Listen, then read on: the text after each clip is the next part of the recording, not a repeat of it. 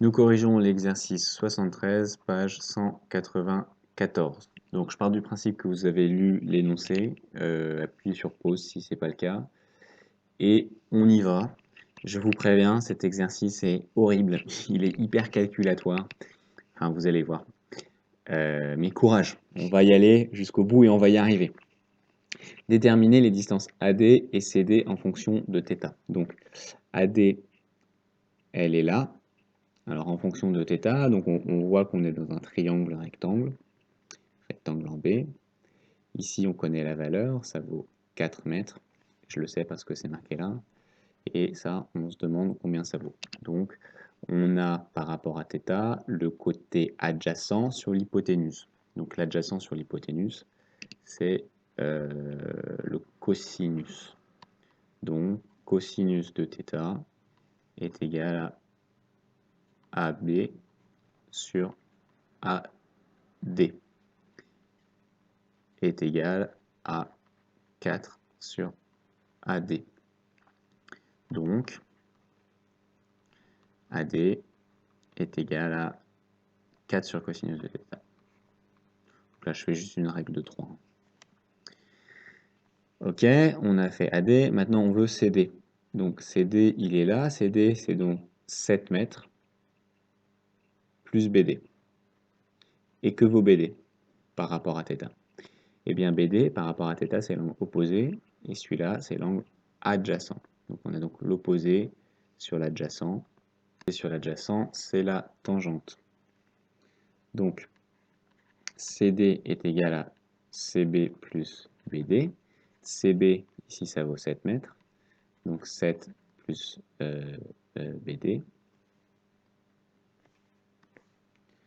Plus BD.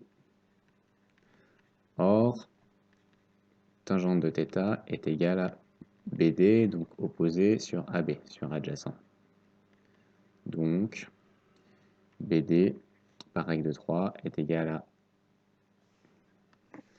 à attendez, pardon. Oups. BD, on a dit qu'il valait 4. Donc non, pardon. AB vaut 4. Je fais n'importe quoi. Donc BD est égal à 4 tangente de θ. Donc, voilà, donc ça, on s'en sert pour passer cette ligne-là. Cette ligne-là. CD est égal à 7 plus 4 tangente de θ.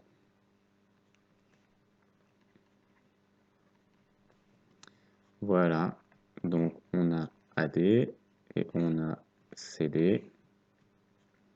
Maintenant, on va exprimer T1, le temps mis par le lapin pour traverser la route. Donc le lapin, il parcourt cette distance-là et on connaît sa vitesse, 30 km/h. Et on sait que V est égal à D sur T. Donc T, par règle de 3, est égal à D sur V. Ok? Donc T1, ça vaut la distance parcourue par le lapin, donc AD, sur V, donc sur 30 km/h. Et AD, c'est 4 sur cosinus de θ, donc 4 sur cosinus de θ, le tout sur 30. Donc c'est 4 sur 30 cosinus de θ. Et T2, c'est la distance que va parcourir le camion, donc CD, divisé par 60, hein, c'est la même formule, distance sur vitesse. Et donc CD, il vaut 7 plus 4 tangente de θ, divisé par 60. Ok.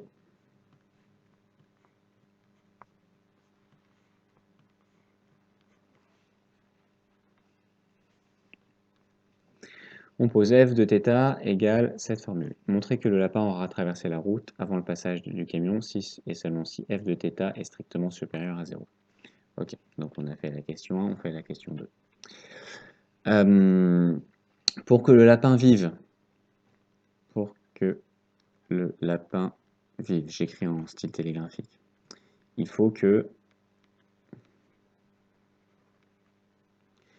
le temps que va mettre à traverser le lapin soit inférieur au temps que va mettre le camion pour arriver. Il faut donc que T1 soit inférieur à T2. Or, T1, c'est 4 sur 30 cosinus de θ. Et T2, c'est 7 plus 4 tangente de θ sur 60.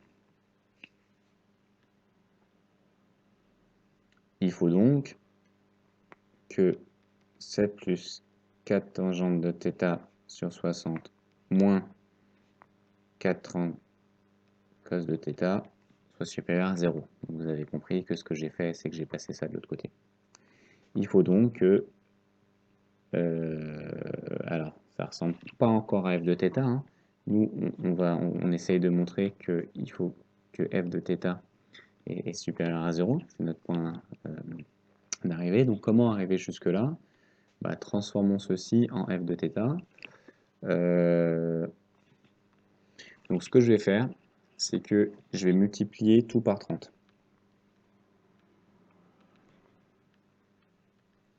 Ok, donc ça va s'annuler. Et ici à droite, il va nous rester 4 sur cos de θ. Et 30 divisé par 60, ça fait 1 demi. Donc là, il va rester 7 demi. Et là, il va rester 4 divisé par 1 demi, 2 tangente de θ. Et ici, 30 fois 0, 0. Et ça y est, j'ai bien retrouvé mon f. Et donc, j'ai le droit de passer de cette ligne à cette ligne.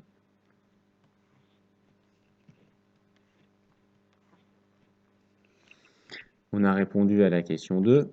Question 3a. Montrer que la dérivée de la fonction θ tangente de θ est la fonction θ 1 sur cos carré de θ. Okay. Alors, pour répondre à la question 3a, il faut se souvenir que cosinus, c'est égal à sinus, tangente. La tangente est égale à sinus sur cosinus. Hein. Alors, d'où est-ce que ça sort ça? On sait que sinus, c'est le côté opposé sur l'hypoténuse. Le cosinus, c'est le côté adjacent sur l'hypoténuse. Ok? Et on sait que la tangente, c'est le côté opposé sur adjacent. Ok? Donc la tangente, je vais diviser en haut par hypoténuse. Donc ça va me faire opposé divisé par hypoténuse. Et en bas, je vais faire la même chose. Le côté adjacent, je vais diviser par l'hypoténuse. Diviser par hypoténuse. Hein. Dans une fraction, si je change de façon proportionnelle ce qu'il y a en haut et en bas, donc en divisant par le même nombre, donc en divisant par ce nombre, l'égalité est conservée. Or, qu'est-ce que j'ai là? Eh bien, j'ai sinus. Et qu'est-ce que j'ai là? J'ai cosinus. Donc, tangente, on n'a pas de formule pour en connaître la dérivée. Par contre, sinus, on a des formules, et cosinus, on a des formules. Donc, la dérivée de la tangente, que j'écris tangente prime, c'est la dérivée de sinus sur cosinus. Ok? Et ça, on va utiliser notre formule classique, hein, la dérivée de u sur v, c'est u'v moins v'u sur v au carré. Donc, sinus prime, ça vaut cos. Attendez, il faut quand même que je mette θ, hein, là, sinon il manque quelque chose. Tangente de θ, sinus de θ sur cos de θ. Vous ne laissez pas piéger par θ, hein. θ, c'est comme x, hein, c'est juste une inconnue. Hein. C'est pas parce que c'est une lettre grecque bizarre que ça doit nous faire peur. Donc, imaginez que cette tangente de x sur sinus de x égale sinus de x sur cosinus de x. Hein. Sur vos brouillons, n'hésitez pas à remplacer x par θ par x hein, si ça vous arrange. Donc la dérivée de sinus de θ, c'est cos de θ, que multiplie v, donc elle multiplie cos de θ, moins v'. Alors v', c'est la dérivée de ça. Donc c'est moins sinus x. Moins sinus de θ, pardon. Que multiplie u. Donc u, c'est sinus. Sinus de θ. Et le tout sur cos carré de θ. Je rappelle que cette écriture, c'est la même chose que cos de θ, le tout au carré. Donc, en haut, qu'est-ce qu'on a? Ici, on a cos carré de θ. Et ici, on a le moins par moins qui va devenir plus, donc plus sinus carré de θ. Sur cos carré de θ. Or, si vous connaissez vos formules, vous vous souvenez que ça, c'est égal à 1. Ça fait partie des formules de cours. Donc, 1 sur cos carré de θ. Et c'est ce qu'on voulait démontrer. donc on est content. Petit b, étudier le signe de la fonction f et conclure. Alors cette question, elle est longue et difficile. Donc d'abord, on va étudier le signe de la dérivée. En gros, on veut un tableau comme ça. X, donc il va valoir certaines valeurs. En dessous, on veut le signe de la dérivée. Donc on va avoir des plus, des moins, des plus, des zéros. Ça va nous permettre de connaître les valeurs de la croissance et la décroissance de f de x. Et ensuite, on va regarder à quel moment ça passe par 0. Ok. Et donc on saura que ici, bah, c'est négatif. Ici, sur cette zone, c'est positif. Pardon.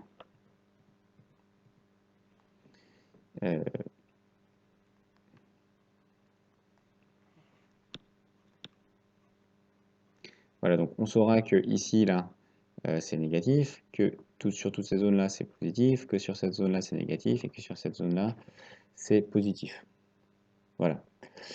On ne peut pas vraiment faire autrement parce que dans une fonction avec des tangentes et des cosinus, quand on nous demande d'étudier le signe, bah, faut en passer par là. Donc c'est super long, c'est pénible, c'est hyper calculatoire, mais on ne sait pas vraiment faire autrement. Donc on va y aller, on va scoltiner ces calculs, et on va y aller joyeusement.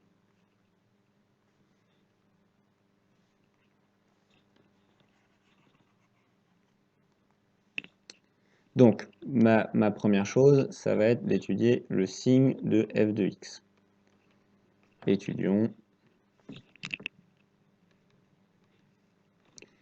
le signe de, la dérivée. Et vous allez voir, ça va pas être si facile. Donc, je vais me mettre un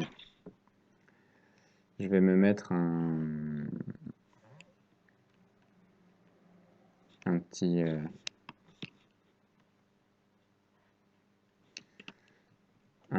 visuel de f pour l'avoir sous les yeux. Ok, donc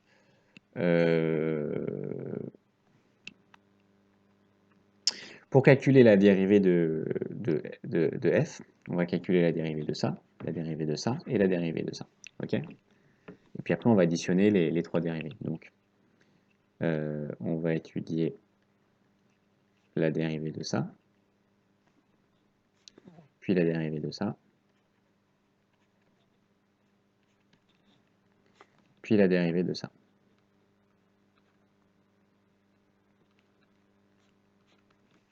Ok, la dérivée de ça, elle vaut 0, c'est facile. La dérivée de ça, c'est la dérivée de 2 sur sinus sur cosinus.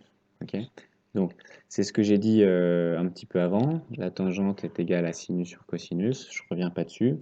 Par contre, c'est indispensable de le faire pour calculer la dérivée parce que j'ai des formules pour calculer les dérivées de sinus et cosinus. Par contre, on n'en a pas vu pour étudier la tangente. Ok. Donc, ça, c'est égal à 2 fois la dérivée de sinus sur cosinus. J'ai le droit de sortir le 2, c'est une formule de cours. Ça, on va tout simplement se servir de notre formule classique. La dérivée de u sur v, c'est u'v moins v'u sur v au carré. Et donc, on y va. C'est 2 fois u', c'est cos de θ. J'ai oublié d'écrire les θ. V, c'est cos de θ. Moins v', bah v' c'est moins sinus de θ.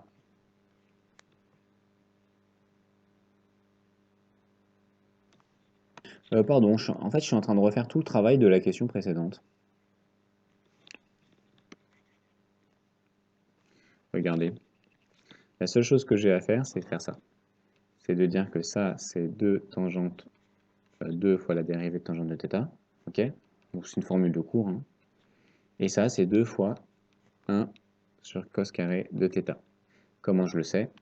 Ben, je le sais d'après la question précédente. En fait, on avait déjà fait le travail. D'après question précédente. Maintenant, on va étudier la dérivée de ça. Donc, c'est égal à la dérivée enfin à moins 4 fois la dérivée de ça. Encore une fois, hein, c'est une formule de cours qui me permet de sortir le moins 4. Et la dérivée de ça, et bah, c'est la dérivée de 1 sur u. Et la dérivée de 1 sur u, c'est u' sur u c'est moins u' sur u au carré. Donc moins u', c'est moins sinus de θ sur u au carré, cos carré de θ. Et donc, c'est égal à... Donc là, on a 3 moins, donc ça va faire moins 4 sinus de θ sur cos carré de θ. Donc, la dérivée de f' de θ, on va pouvoir la calculer. Tiens, là j'ai mis x, mais c'est θ. La dérivée de f' de θ, on va pouvoir la calculer. C'est la somme de ces trois dérivées. Donc c'est 0 plus 2, ça fait 2 fois 1, 2 sur cos carré de θ, moins 4 sinus de θ sur cos carré de θ. Et ça, c'est égal. On a un dénominateur commun, donc cos carré de θ, et en haut, on a 2 moins 4 sinus de θ. Ok? Alors, où est-ce qu'on en est? Je vous rappelle que nos étapes, ça va être 1, d'étudier le signe de f' de x. Comme ça, on va pouvoir dire quand est-ce que f' de x est positive, négative, positive. 2, ça va nous permettre pour f de x de dire quand est-ce qu'elle est croissante, décroissante, croissante. Et 3, on va étudier les extrémums locaux. Et puis on va voir quand est-ce qu'elle passe par 0. Et à chaque fois qu'elle va passer par 0, ben on sait que là, elle va être négative, là, positive, ici négative, ici positive. Ok? Donc, euh, maintenant, ce qu'on va faire, c'est qu'on va étudier le signe de f' pour pouvoir étudier la croissance de f.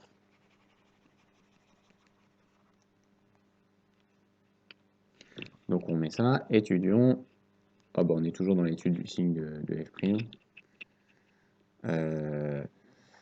Donc, pour que f' de θ soit supérieur à 0, il faut que 2 moins 4 cosinus de θ soit supérieur à 0. Pourquoi? Parce que ça, c'est toujours positif. Donc le signe de l'ensemble va dépendre du signe de ce qu'il y a en haut. Et donc, il faut que 4 cos de θ soit plus petit que 2, et donc que cos de θ soit inférieur à 1,5. Alors, qu'est-ce que ça veut dire, ça, sur un cercle trigonométrique? Ça veut dire que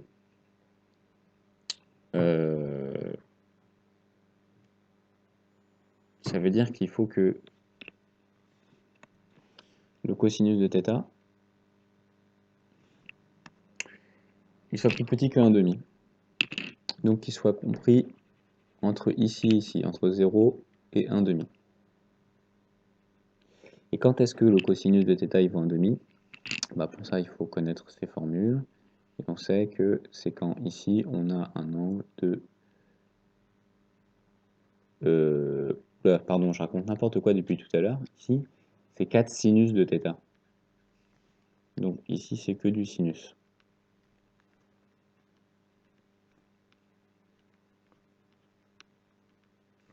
Pardon, donc je recommence mon cercle trigo. Donc on veut que le sinus de θ il soit plus petit que 4... Ouh là là. Ah oui, comment je passe de ça à ça? Bah, je divise par 4, donc 2 divisé par 4, ça fait 1,5. Donc, on veut que les sinus de θ ils soient compris entre 0, enfin qu'ils soient plus petits que 1,5. On ne va pas s'intéresser au-dessous du cercle trigonométrique, je vais vous expliquer pourquoi après. Et donc on sait, si on connaît nos formules, que ça correspond à un angle de pi sur 6. Ok? Et comme on veut qu'il soit plus petit, ça veut dire que x, il va forcément être compris dans ces valeurs. Parce que si x est là, le sinus il sera là, si x est là, le sinus il sera là. Ok? Donc ça veut dire que θ, oula, tais-toi, non, θ doit être plus petit que pi sur 6. Alors, pourquoi est-ce que on s'intéresse qu'à cette partie du cercle? En fait, il faut revenir à l'énoncé. Θ, c'est cet angle-là. Donc cet angle-là, il peut être plus ou moins ouvert, mais ça ne peut pas faire plus de 90 degrés. Il peut être plus ou moins fermé, mais ça ne peut pas faire moins de 0 degré. Ok? Donc, θ, il est compris entre 90 degrés et 0 degré. Donc entre pi sur 2 et 0. Donc ça veut dire qu'en fait, on s'intéresse que à cette zone.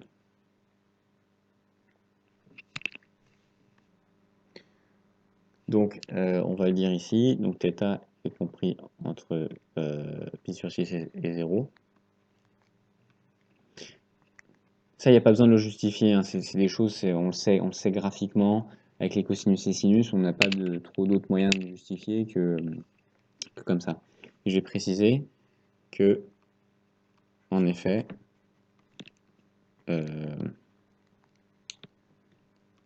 θ est compris entre pi sur 2 et 0. Donc, ce que je suis en train de dire là, c'est dire qu'on s'intéresse que à cette partie du cercle. Donc, comme on s'intéresse que à cette partie du cercle, θ, il peut pas. Si θ était là, on aurait aussi un sinus qui est bien inférieur à 1,5.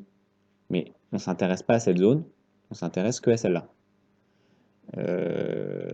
Donc si je précise pas ça, si je précise pas qu'on travaille sur ce quart de cercle, θ il peut prendre d'autres valeurs qu'être compris entre pi sur 6 et 0. Il pourrait même être là, parce que c'est bien, ici le sinus est bien inférieur à 1,5. Il pourrait être là, parce que le sinus est bien inférieur à 1,5. Donc je dis qu'on restreint θ à cette zone-là.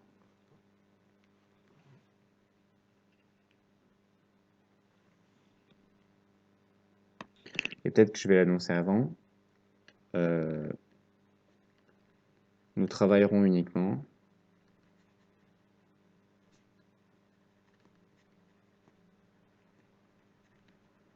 sur θ compris entre pi sur 2 et 0, donc dans ce quart de cercle. Et bien maintenant, on va être mûr pour commencer à tracer notre tableau de signes. Donc f' de θ et θ. θ, il est compris entre cette valeur et cette valeur.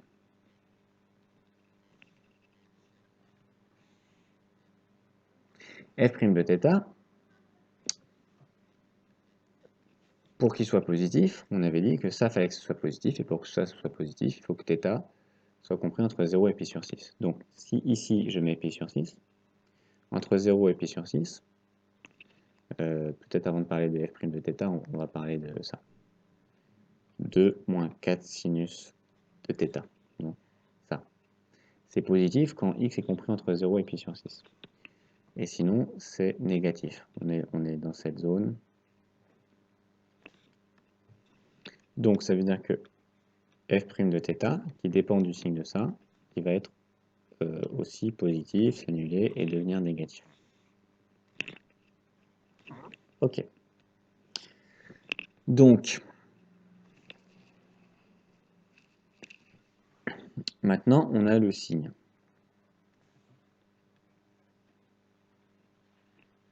De f' de θ. Je vous rappelle que l'étape suivante, ça va être de faire f de θ et de dire que bah, du coup là il est croissant et décroissant, mais il nous faut les valeurs qu'on va mettre ici, ici et ici. Pourquoi? Parce que je vous rappelle qu'ensuite on va voir où est-ce que f passe par 0, et donc si par exemple il passe par 0 ici et ici, ça veut dire que ici f est négatif, ici il est positif, et ici il est négatif. Ok? Je vous rappelle que c'est la question qu'on nous pose, hein. On ne nous demande pas si f il est croissant ou décroissant, on nous demande son signe. Donc on a encore un peu de boulot ici d'étudier ce qu'on a au niveau de ces 3 points.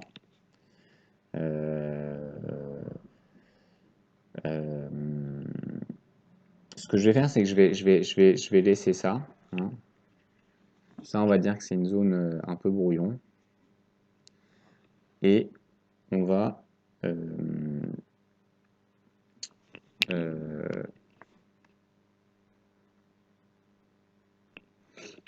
Alors, j'ai fait une petite erreur d'enregistrement, donc je ne sais plus ce que vous avez eu ou pas.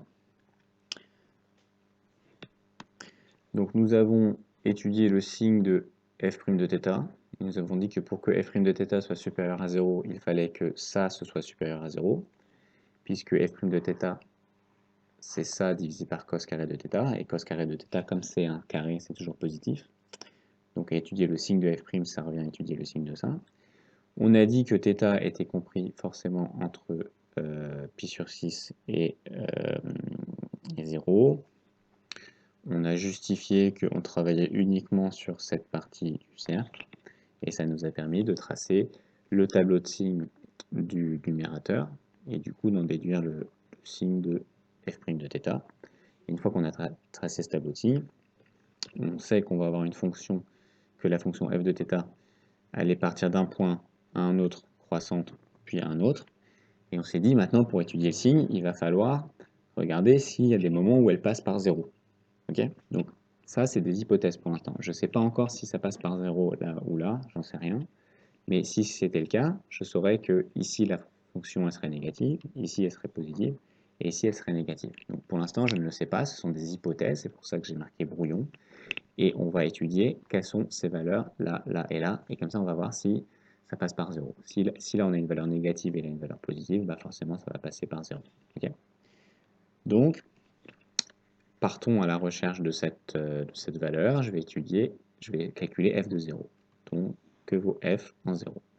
Et donc, ici, on a remis la formule de f. F de 0, donc 7 demi, plus 2 tangente de 0, moins 4 sur cos de 0.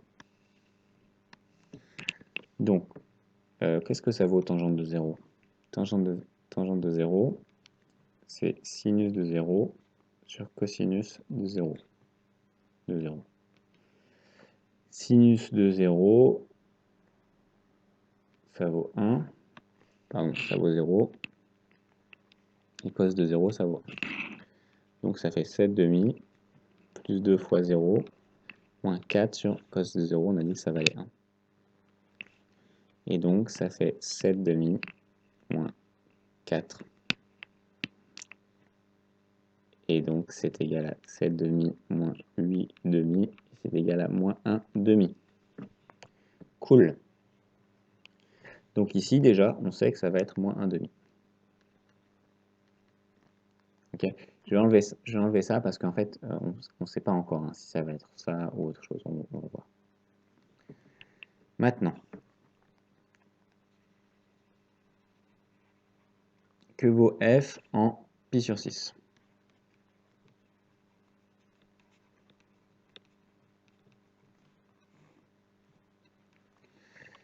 F de pi sur 6 est égal à 7 demi plus 2 tangente de pi sur 6 moins 4 sur cosinus de pi sur 6.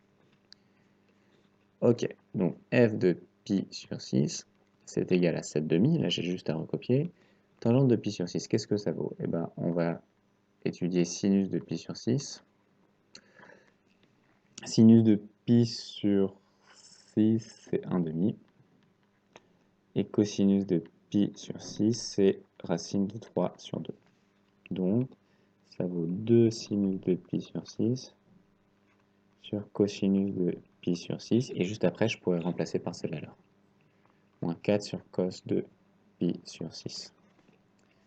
Donc, f de pi sur 6, c'est égal à 7 demi, je recopie, plus 2. Donc, en haut, on a dit que ça valait 1 demi. Et en bas, racine de 3 sur 2. Moins 4 sur racine de 3 sur 2.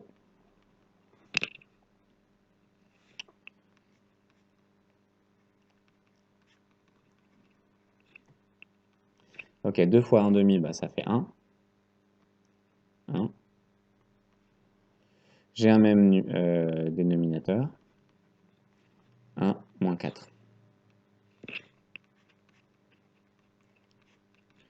Donc ça nous fait du 7 demi. Donc ici, on va se retrouver avec moins 3. Et diviser par une fraction, c'est comme multiplier par son inverse. Donc, moins 3 fois 2 sur racine de 3. Ok? Et 3 fois 2, ça fait 6. Donc 6 sur racine de 3. Donc f de pi sur 6 vaut 7 demi moins 6 racine de 3.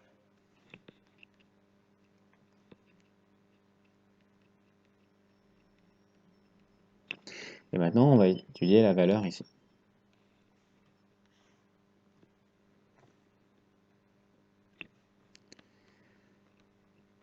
Que vaut f en pi sur 2? Alors, f de pi sur 2, c'est égal à 7 demi plus 2 tangente de pi sur 2 moins 4 cosinus de pi sur 2. Et donc 7 demi plus 2 sinus de pi sur 2 sur cosinus de pi sur 2. On est habitué à cette manipulation maintenant. Moins 4 sur cos de pi sur 2. Et là, on a un problème. C'est que le cosinus de pi sur 2, il vaut 0. Donc là, on va se retrouver avec des divisions par 0. Ok. Donc,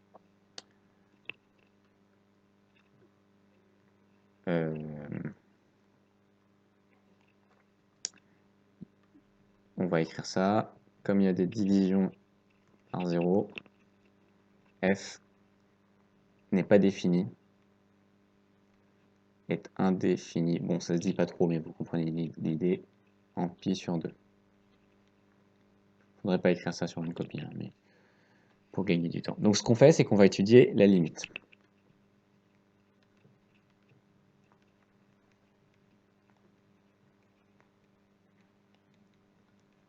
Ok, donc pour étudier la limite, on va étudier la limite de,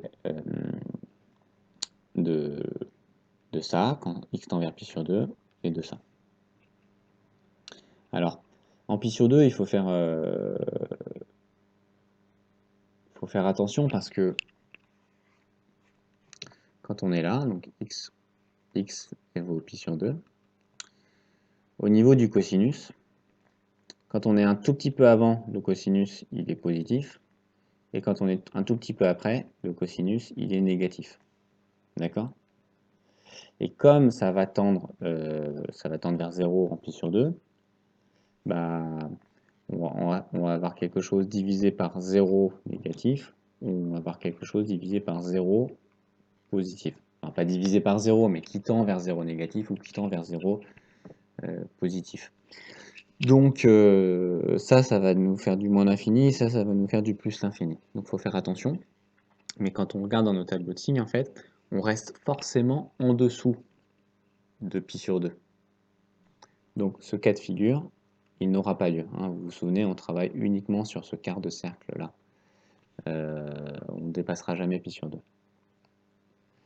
Donc, la limite quand x tend vers pi sur 2, mais x reste inférieur à pi sur 2, hein, c'est ce qu'on vient de dire, ici en haut de sinus de pi sur 2.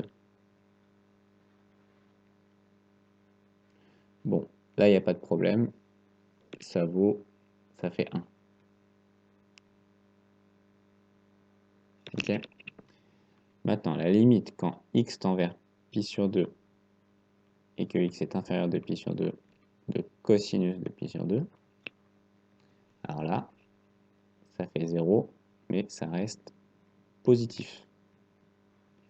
Et donc, par quotient,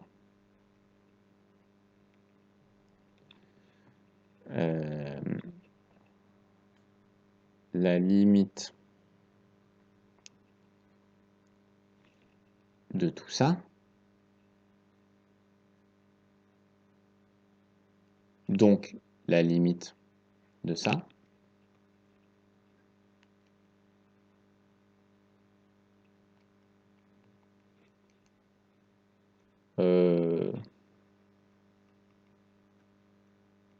pardon, donc de θ de x, oui, bon, j'aurais dû parler de θ, mais bon, tant pis, comme j'ai parlé de x, et x reste inférieur à pi sur 2, et ben c'est plus l'infini.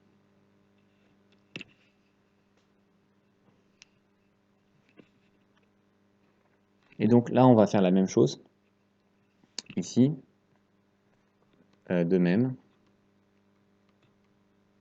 On va faire la même chose, on va calculer la limite de ça, puis la limite de ça. Donc la limite de ça, ça va être 4. La limite de ça, ça va être 0 plus, et donc par quotient, ça va faire plus l'infini.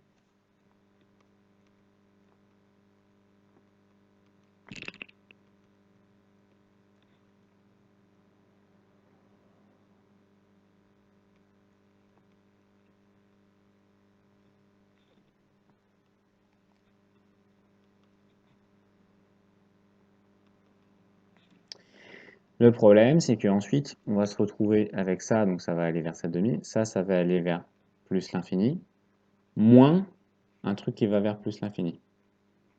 Donc on va se retrouver avec du plus l'infini, moins plus l'infini, donc plus l'infini, moins l'infini. Donc on se retrouve avec une forme indéterminée. Donc par somme et différence, on a une forme indéterminée. Mince! Donc ce qu'on va faire, c'est qu'on va utiliser nos techniques classiques de factorisation. Mais f de x est égal à... En fait, ce que je vais faire, c'est que je vais mettre tout ça sur le même dénominateur. Donc 7 demi plus, donc le dénominateur commun c'est cos de θ,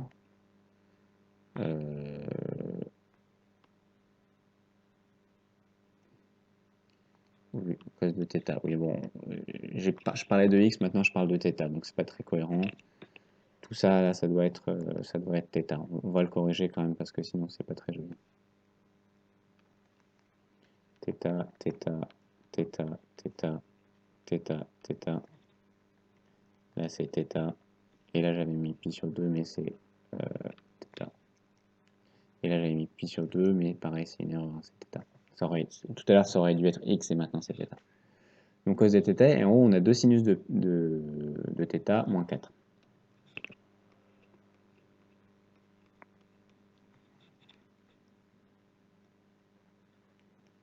Ok.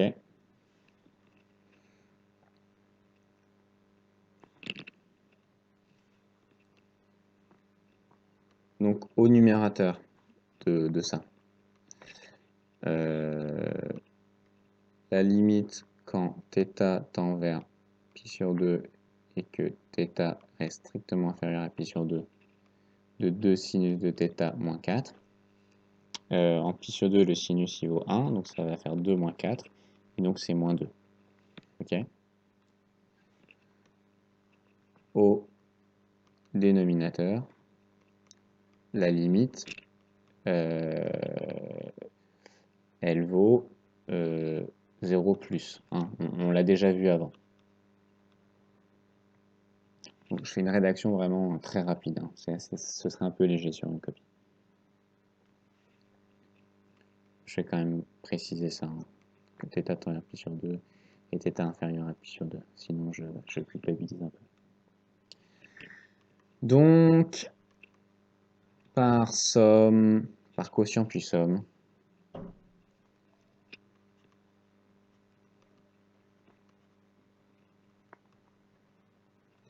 la limite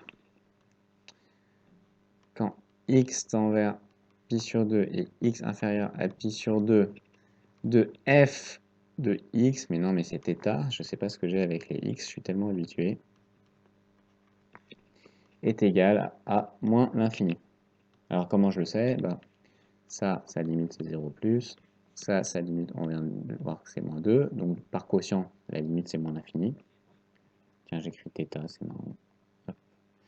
Donc là, la limite c'est moins l'infini, celle-ci on s'en fiche face à moins l'infini, donc la limite ça va être moins l'infini. Donc du coup, ici je mets moins l'infini.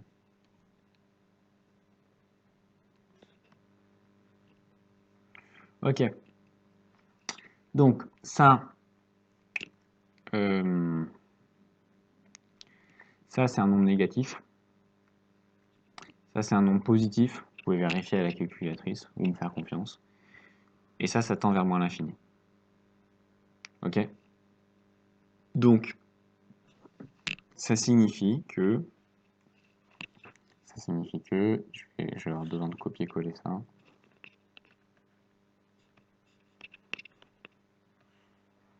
Allez, on se décourage pas, on va finir l'exercice, on va y arriver. Ça signifie que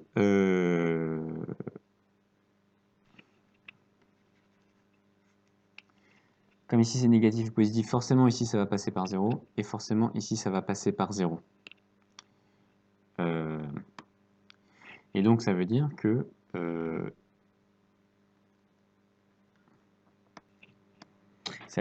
ici, au-dessus du 0, on va avoir une valeur, donc on va l'appeler alpha 1. Et ici, au-dessus du 0, on va avoir une valeur qu'on va appeler alpha 2, où f va passer par 0. C'est le théorème des valeurs intermédiaires. Donc, si j'arrange un peu ici, je vais avoir plus, plus, plus, plus. Ici, je vais avoir alpha 1. Et ici, je vais avoir moins, moins, moins, moins. Et ici, je vais avoir alpha 2. Ok. Donc, la fonction étant strictement continue et monotone sur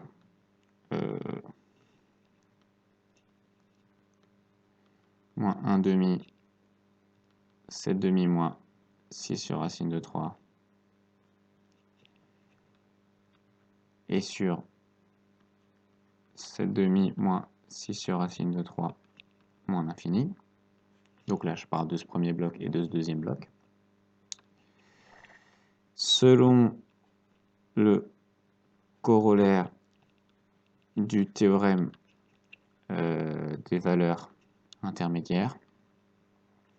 Donc si plus de ce qu'est ce truc, il faut que vous regardiez le cours au chapitre dérivabilité et continuité à partir de la page 90. Donc je vous retrouve la page. Page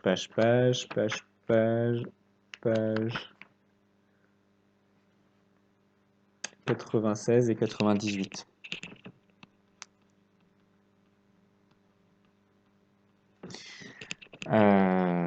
Donc selon ce théorème, il existe deux valeurs, alpha 1 et alpha 2, telles que f de alpha 1 égale 0 et f de alpha 2 égale 0. Nous allons les encadrer à la calculatrice. Nous allons les encadrer. On voit que je fatigue un peu là au bout de 45 minutes de vidéo avec mon écriture. Donc, ce qu'il faut que vous fassiez là, c'est en utilisant sur vos calculatrices les fonctions de tableau, vous trouviez un encadrement de ces valeurs. Alors par exemple, si vous êtes sur Casio, vous allez dans table, ok, et ici vous rentrez la fonction.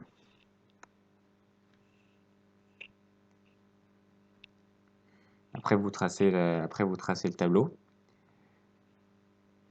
Ou si vous êtes sur Texas,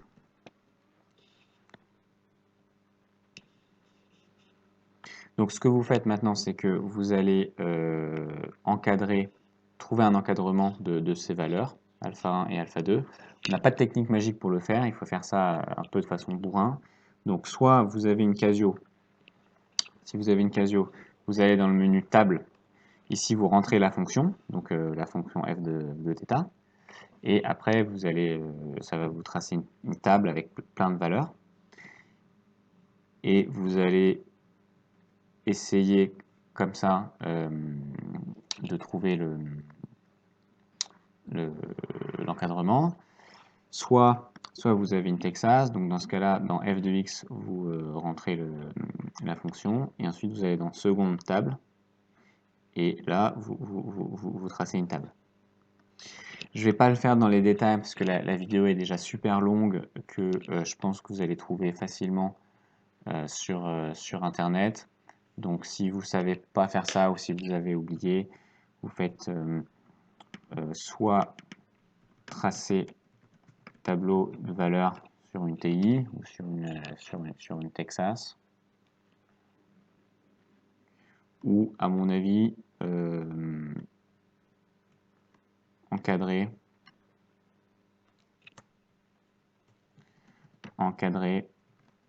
les racines d'une fonction sur TI ou sur Casio. Alors en faisant ça, vous trouverez. Et ensuite, une fois que vous avez fait ça, vous allez obtenir un tableau qui ressemble à ça. Hein. Donc au point de départ et point d'arrivée, vous mettez toutes les valeurs entre 0 et pi. Vous pouvez faire comme ici, avec un écart d'un centième à chaque fois. Et puis vous allez voir où est-ce qu'on s'approche de 0. Donc là, vous voyez, là, on va s'approcher de plus en plus de 0 jusqu'ici, puis après, on va s'éloigner de plus en plus de 0. Donc, la valeur de x qui va correspondre, c'est ici 0,65. Hein, et pardon, en fait, il va y avoir deux tableaux à faire. Donc, celui-là, ça va être pour alpha 1 et celui-là, ça va être pour alpha 2. Donc, alpha 1, c'est ce 0-là dont on veut s'approcher, et alpha 2, c'est ce 0-là. Et donc, pour alpha 2, on voit qu'on s'approche le plus possible de 0 ici. Donc, on est environ en 0,039. Donc, ici, la valeur négative et la valeur la positive la plus proche, c'est ça. Donc, on pourra en déduire que alpha 1 est compris entre 0,65 et 0,64. Et puis pour alpha 2, la valeur négative et positive est les plus proches, c'est celle-ci. Donc on peut en déduire que alpha 2 est compris entre 0,39 et 0,4.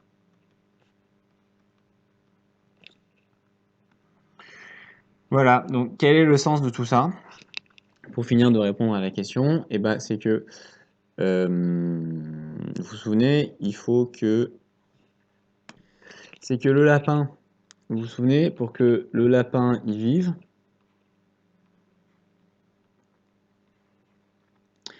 il faut que f de θ soit supérieur à 0. Donc, il faut que l'angle θ il soit compris entre moins 1,5 0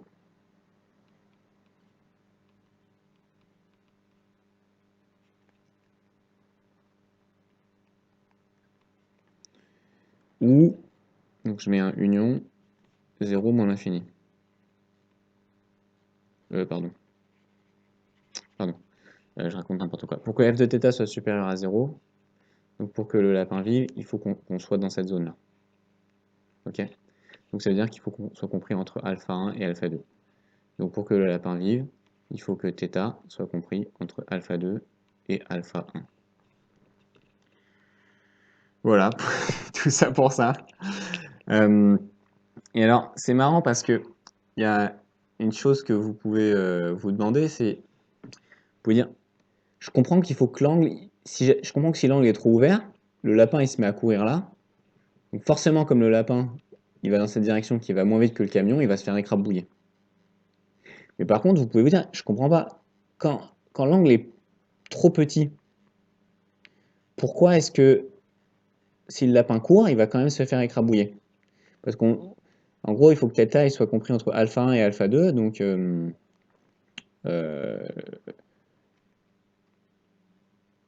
en gros, il faut que θ il soit dans une zone comme ça. Avec là le segment délimité par l'angle alpha 1 et là l'angle délimité par alpha 2. Si le lapin court dans la zone, il est sauvé. S'il court là, il se fait écraser, bon, on comprend pourquoi. Il va avancer puis le camion va rattraper. Pourquoi est-ce que là, il se fait écraser? Bah, parce que ici, quand on est dans cette zone, la distance là rétrécit. Donc ça veut dire que le camion qui arrive très vite, il va avoir très peu de temps pour parcourir ça. Et du coup, c'est pour ça que le lapin, il va aussi se faire écraser. Hein. Il y a, donc le lapin, il a une distance plus courte à parcourir ici, mais le camion, il a aussi une distance plus courte à parcourir là. Et quand on fait les calculs, on voit que le camion va quand même, entre guillemets, gagner. Voilà, donc on a fini pour ce qui était la plus longue correction d'exercice de ma jeune vie de prof. Je pense que si vous êtes arrivé jusqu'au bout de cette correction, vous êtes des warriors. Et vous pouvez mettre en commentaire, je suis arrivé au bout de la correction.